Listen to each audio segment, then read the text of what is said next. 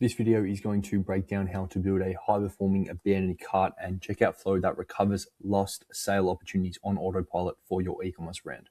So customers today have endless different choices to choose from when they're doing their online shopping, and millions of carts and checkouts get abandoned every month. So customers constantly comparing things, and they have so many different things to choose from. So obviously there's going to be a lot of carts and checkouts abandoned, which is really important. You have a really structured and strategic flow to help them recover those lost sales. So they have reservations about your brand, they're shopping at multiple competitors, and maybe they're just not ready to buy yet. So the abandoned cart purpose exists to remind customers and give them a reason to finish their purchase. So this is where you overcome objections. This is a big one here. You're building trust with the customer and providing compelling reasons to tip them back towards buying.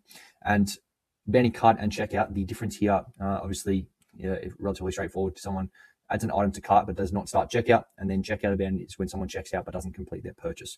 One of the things here is that most brands only set up abandoned checkout, so you're actually leaving a lot of money on the table if you don't have your cart abandoned set up as well. Really easy to just kind of miss out and just duplicate and having that set up there. So again, with the flow spine, this is one's a bit more kind of technical, where obviously you just have the kind of 4 normal kind of campaigns, emails, and then once you kind of get to a certain point, obviously this can depend brand to brand and just depending on the market and everything, but has purchased before, yes. If they haven't, you can offer them a discount and then send to another follow-up reminder there.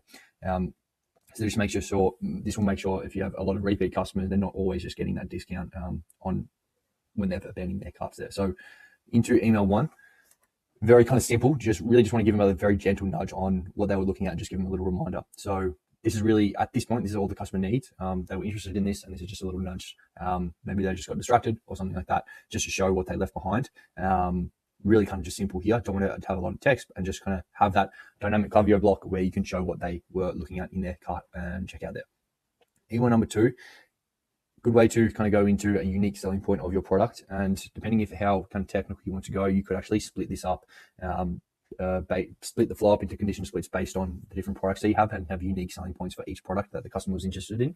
So here you can kind of go into product benefits, just keeping it short and sweet, and including the call to action to go back to the cart, and then including the product what they were looking at before.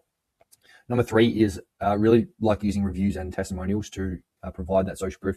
Other customers are finding results with our product. Why can't you? And just showing it and kind of framing it that way. So really easy here. Again, you can use any PR, UGC, but just showing a lot of customer reviews is a really great way to just build that trust. So social proof flips that doubt into belief. If others are happy with the product, the customer feels more safer and confident in purchasing.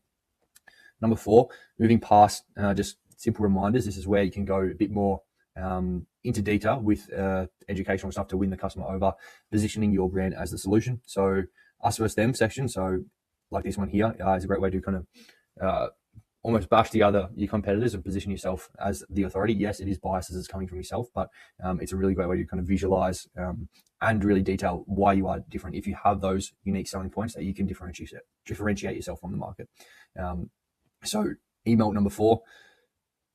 Number 5A, so this is where the customer is a first time they haven't purchased before. This is where you can provide that discount. So providing an incentive here. Yes, you want to try and win them back, and this is a great way to do so if your margins allow it. So kind of doing it as a little nudge, introduce some urgency as well, that's saying this is going to expire. So also keeping it personal, not just a generic email blast, but something like this. Finish off your code. Here's your discount. Finish your order. Just really nice and simple, presenting the discount code there.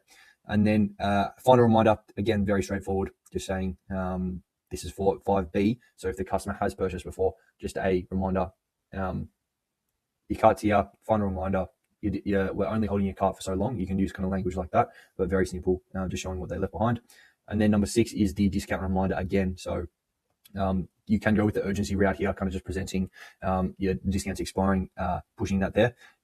Again, very simple. You don't really need to kind of go into a lot of detail with these kind of reminders, but obviously there is time and place where you can kind of go into the more educational kind of selling points for stuff like this. More educational information, the reviews and testimonials, but in general, just kind of keep it nice and simple. Customers generally just need a bit of a reminder, and then as well, you can kind of tip them over the edge with some of the discounts as well. But that's really the kind of strategy there. So pretty much 6 emails for people who haven't purchased before, and then 5 emails for repeat customers. But this is a really strong kind of strategy and structure you can do to create your abandoned cart and checkout flow. So that's really the kind of quick run through on Mind. Again, I can put this document in the description, but otherwise that's it from me. Cheers.